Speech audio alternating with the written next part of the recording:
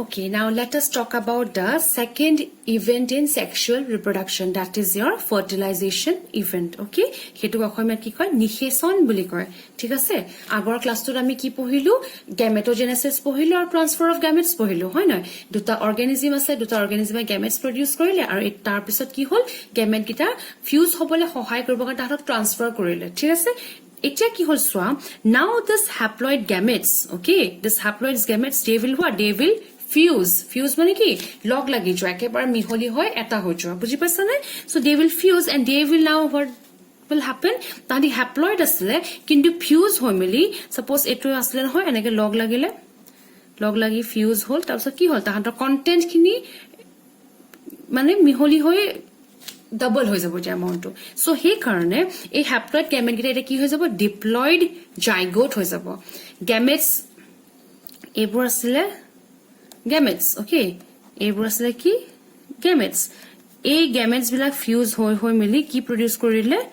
zygote produce কৰি দিলে বুজি পাইছা নে হে জাইগোটটো কি বুলি কৈছে জুজন কোষ মানে এইবিলাকে কি কৰিলে জুজিলে জুজন হ'ল তাহাঁতৰ তাৰপিছত তাহাঁতে কি প্ৰডিউস কৰিলে জুজন কোষ প্ৰডিউস কৰিলে হয়নে আৰু গেমেটছক কি কৈছিলে প্ৰজনন কোষ বুলি কৈছিলে হয় না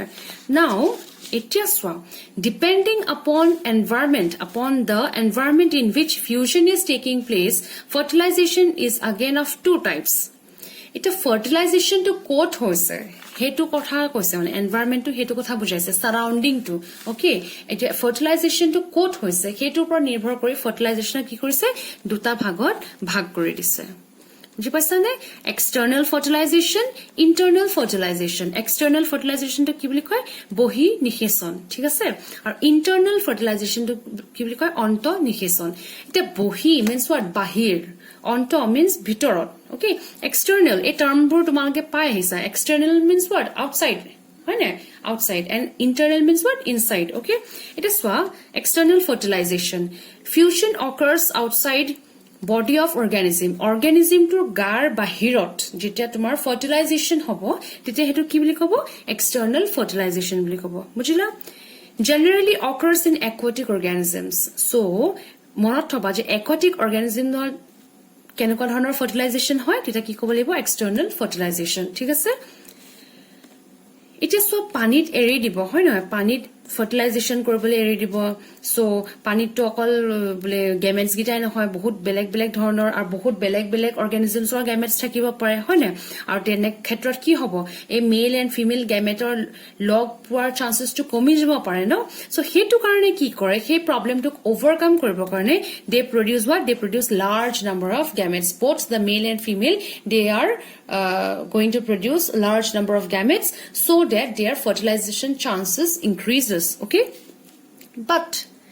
major disadvantage yat kintu sosun ene tahani ki korise kono dhoroner problem nai parents or mane yat ki hoise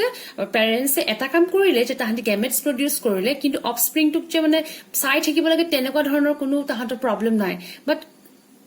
ultake sabo gole hetu eta major disadvantage hoy why because here offsprings are not protected by parents offspring of ki korise parents e protect kori thoka nai tene khetrot mane নতুন offspring বোৰ produce হোৱাৰ পিছত কি হ'ব পাৰে তাহাঁতৰ শত্ৰু বিলাকে খাই পেলাব পাৰে বুজি পাইছানে সো কোট পাম ফিশত পাম fine next is your internal ফাৰ্টিলাইজেশন অন্ত নিষেচন ইয়াত কি হৈছে ফিউশন অকাৰ্স ইনসাইড বডি অফ অৰ্গানিজমটোৰ বডিৰ ভিতৰত তোমাৰ ফাৰ্টিলাইজেশন হৈছে ঠিক আছে কোট পাম মানে কেনেকুৱা ধৰণৰ অৰ্গানিজমছ বিলাকত পাম occurs in terrestrial organisms মানে জিবিলাক অৰ্গানিজম মাটিত থাকে তাহাঁতে কি কৰে গেমেটস বোৰ এনেকে পানীত যেনেকে পানীত থকা অৰ্গানিজমে যেনেকে মানে সাৰাউন্ডিংত এৰি দিয়ে তাহাঁতে তেনেকে এৰি নিদিয়ে okay here male gamete is motile okay and it has to reach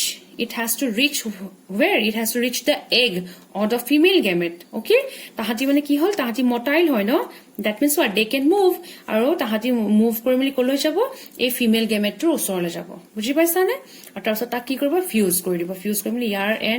n asle and then this produces the zygote and that is your twice-n okay example is your mammals ঠিক আছে সো মনত থাকিব না ফাৰ্টিলাইজেশন events তাৰ মানে নিষেচন তো কি হৈছে নিষেচনটোৱে আসলতে কি এই মেল এণ্ড ফিমেল গেমেট যেতিয়া ফিউজ হৈ গল অকল উচৰলে আহিলে বলে ফিউজ নহলে তেতিয়া হেতু ফাৰ্টিলাইজেশন নহব আকৌ দেই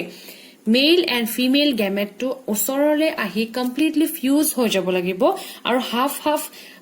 হেপ্লয়েড নাম্বাৰ অফ মানে হাফ তাহাঁতৰ যে ক্ৰমোজম নাম্বাৰটো আছিলে সেইটো তাহাঁতৰ অৰিজিনেল মানে পেৰেণ্টছৰ যিমান আছিলে সেইটো তাহাঁতি কমপ্লিট কৰিব লাগিব বুজি পাইছানে সেইটো কৰালৈকেহে আমি সেইটো কি কনচিডাৰ কৰিম ফাৰ্টিলাইজেশ্যন ইভেন্ট বুলি কনচিডাৰ কৰিম বুজি পাইছা এতিয়া এই ফাৰ্টিলাইজেশ্যনটো ক'ত হৈছে সেইটোৰ ওপৰত নিৰ্ভৰ কৰি তাক দুটা ভাগত ভাগ কৰা হ'ল external fertilisation and internal fertilisation okay ঠিক আছে এক্সটাৰ্নেল ইণ্টাৰনেল ফাৰ্টিলাইজেশ্যনৰ ডিফাৰেঞ্চেছ আহে চ' সেইটো পঢ়িবা এই পইণ্টছবোৰ মনত থবা ডেফিনেশ্যন আৰু কেৰেক্টাৰিষ্টিক্সবোৰ কি আছে তেনেকে মনত থবা তেতিয়া তোমালোকৰ ইজি হৈ যাব আৰু লাষ্টত এক্সাম্পল চাইট কৰিবা ফাইন অ'কে থেংক ইউ